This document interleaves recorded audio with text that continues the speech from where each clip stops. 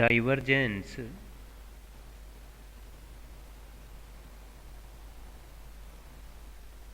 in Cartesian coordinate system.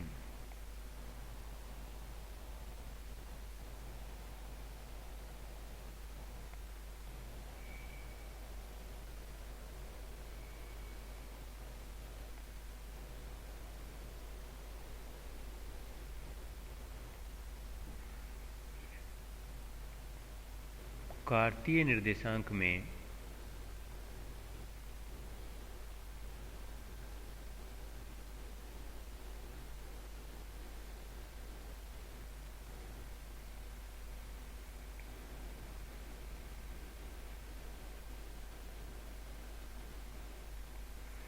Divergence का मान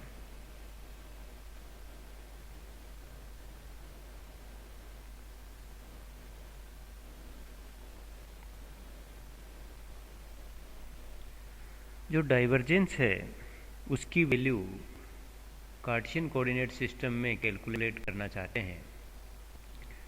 divergence की डेफिनेशन के अनुसार जो मैथमेटिकल रिलेशन बनता है वो होता है divergence of vector field A equal to limit dv tends to 0 close surface के लिए सरफेस इंटीग्रेशन है, फील्ड के लिए तो a डॉट dA वेक्टर और डिवाइडेड बाय dv। तो यूनिट वॉल्यूम के लिए जो फ्लक्स की वैल्यू होती है वो डाइवर्जेंस उस फील्ड के लिए, उस रीजन के लिए, उस क्लोज रीजन के लिए कहलाता है। और इस डाइवर्जेंस की जो वैल्यू है वो कार्टेशियन कोऑर्डिनेट सिस्टम में कैलकुलेट करना चाहते हैं। कार्टेशियन कोऑर्डिनेट सिस्टम में डाइवर्जेंस वेक्टर ए की वैल्यू कैलकुलेट करने के लिए एक रेक्टेंगुलर जो हेक्सागोनल जिसकी लेंथ जो है वो dx है और उसकी जो विड्थ है वो dz है और हाइट जो है वो dy है को कंसिडर किया है। ये एक कह सकते हैं कि वॉल्यूम एलिमेंट है या एक अल्पांश है और इसकी जो लेंथ, ब्रेड्थ और हाइट जो है वो dx, dy और dz है। और इसकी जो साइड्स हैं वो x, y, z जो कोऑर्डिनेट एक्सेस हैं उनके पैरेलल में है। इसके सेंटर पर एक पॉइंट P कंसिडर करते हैं। इस पॉइंट P के जो कोऑर्डिनेट हैं वो x, y, z है और इस पॉइंट पे जो फील्ड की वैल्यू है, वेक्टर फील्ड की जो यहाँ पर वैल्यू है वो a वेक्टर है। a वेक्टर के पॉइंट P पे जो कंपोनेंट हैं वो ax, ay, az along x, y और z एक्सिस हैं। तो इस प्रकार a वेक्टर इक्वल टू होगा ax i cap plus ay j cap plus az k cap.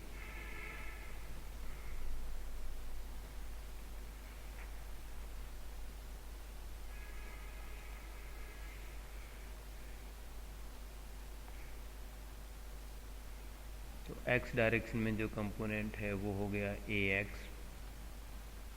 और जो y डायरेक्शन में कंपोनेंट है वो हो गया ay और जो z डायरेक्शन में कंपोनेंट होगा फील्ड का वो होगा az।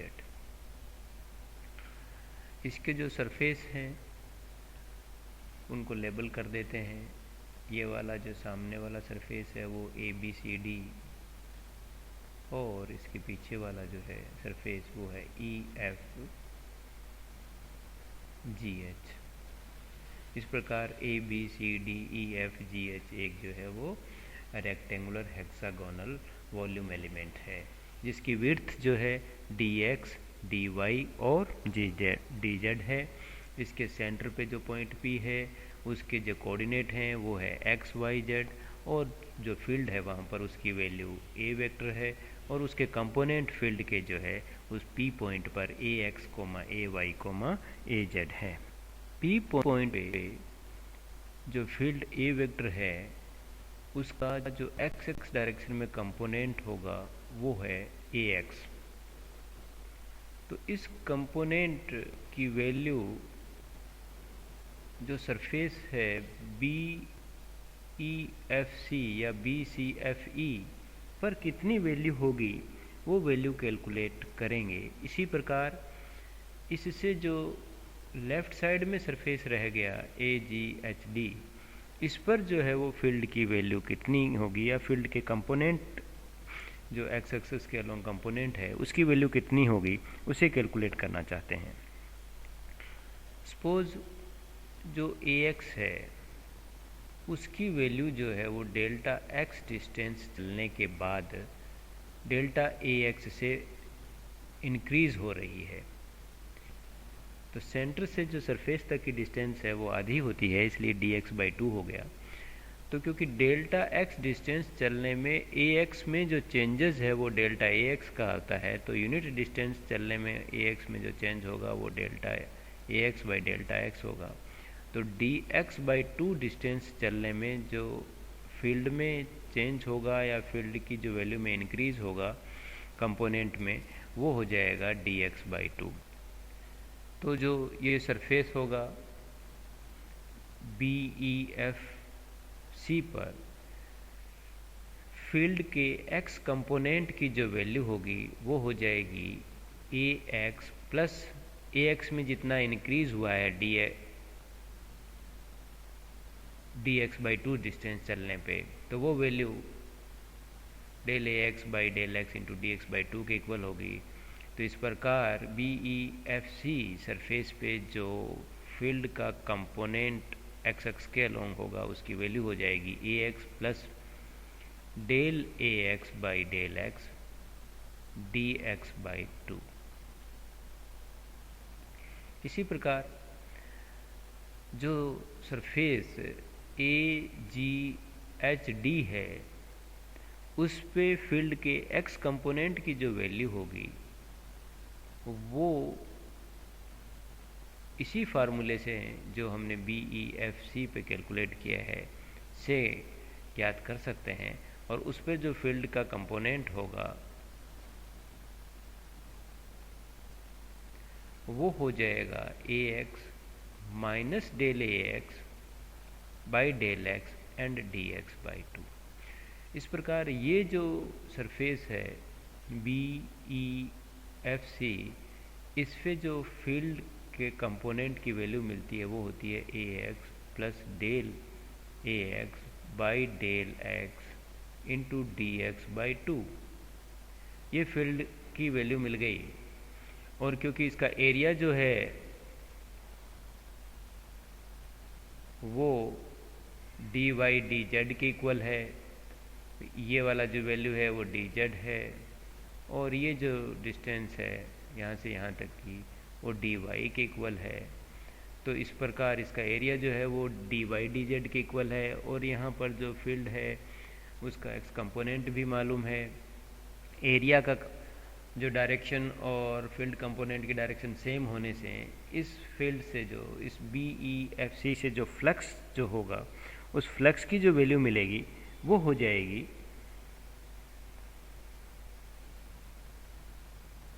बी ई एफ सी। ये जो सरफेस है इस सरफेस से जो आउटवर्ड फ्लक्स होगा उसकी वैल्यू हो जाएगी A X plus del A X by del X into D X by 2। ये तो हो गया फील्ड इंटू एरिया, और एरिया होता है यहाँ पर D Y into D Z. तो क्योंकि फ्लक्स हम जानते हैं flux equal to E into A, यदि दोनों की सेम डायरेक्शन हो तो ये होता है। ई यहाँ पर फील्ड से मतलब है, ए यहाँ से एरिया से मतलब है। तो फील्ड की जो वैल्यू है वो है A X plus del A X into D X by 2, और जो एरिया है वो है D Y into D Z. इसी प्रकार जो surface A G H D है इस सरफेस के लिए जो फ्लक्स की वैल्यू हो जाएगी उसमें जो साइन है वो प्लस की जगह यहाँ पर माइनस आ जाएगा। AGHD सरफेस जो है, उस सरफेस से जो फ्लक्स होगा उसकी वैल्यू जो है वो इनवर्ड डायरेक्शन में है, और इस फ्लक्स की जो वैल्यू होगी वो हो जाएगी AX minus del AX by del x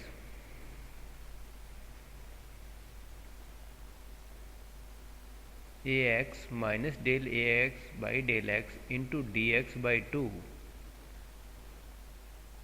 whole into DY DZ। इस प्रकार जो x कंपोनेंट है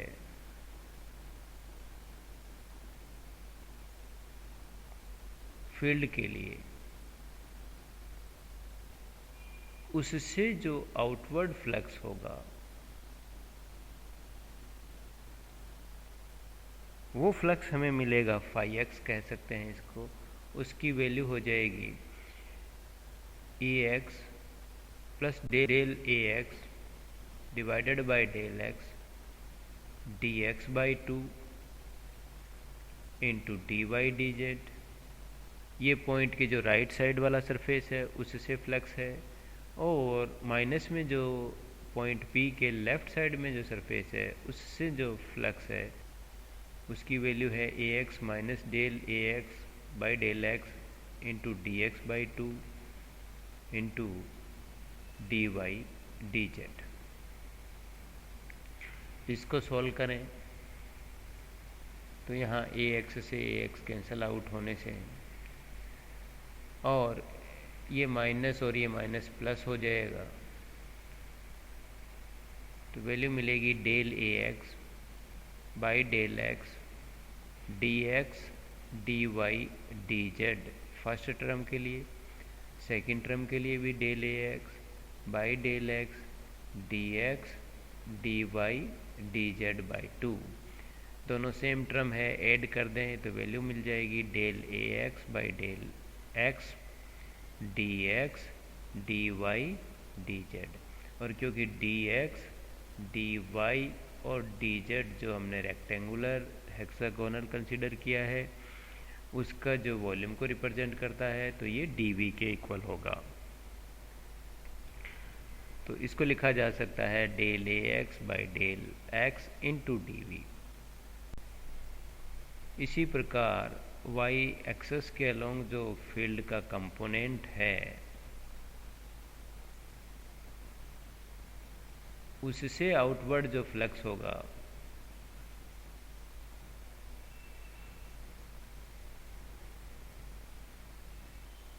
उसके लिए जो वैल्यू मिलेगी वो होगी phi Y equal to del AY by del Y and DV।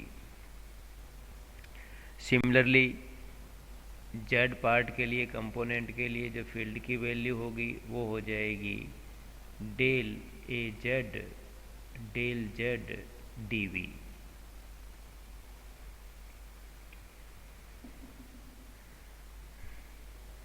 ये phi X phi Y phi Z जो है वो तीन एक्सेस के अलोंग जो है वो आउटवर्ड फ्लक्स है। तो नेट फ्लक्स जो होगा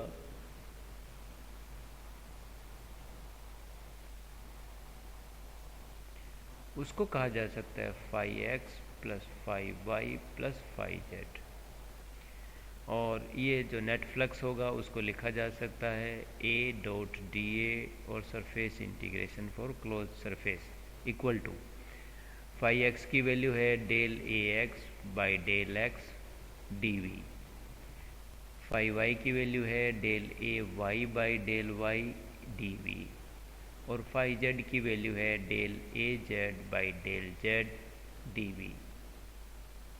DV कॉमन है तो del AX by del X plus del AY over del Y plus del AZ divided by del Z into DV।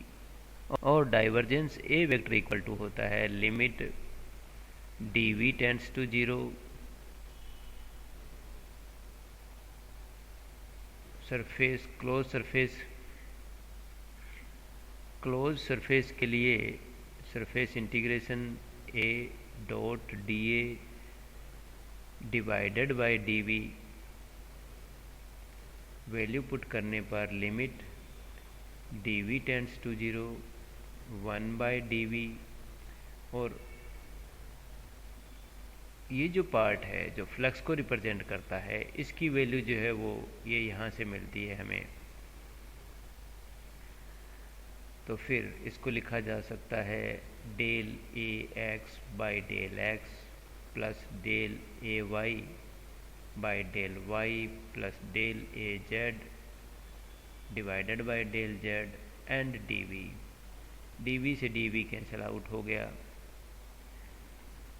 तो फिर डाइवर्जेंस ए की जो वैल्यू मिलती है, डाइवर्जेंस ए वेक्टर की जो वैल्यू हमें मिलती है वो हो जाती है del A X by del X plus del A Y by del Y plus del A Z by del Z.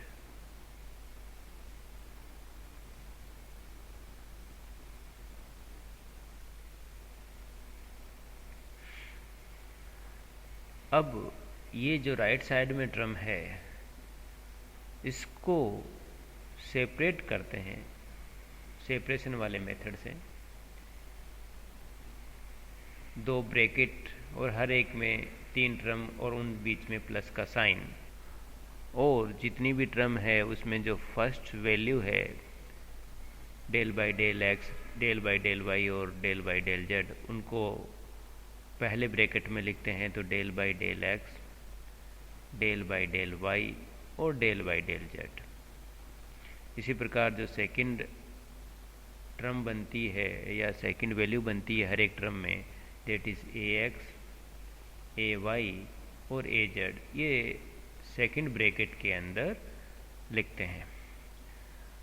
अब इन सब में unit vector I cap, J cap और के कैप अकॉर्डिंगली जो है वो लगा देते हैं।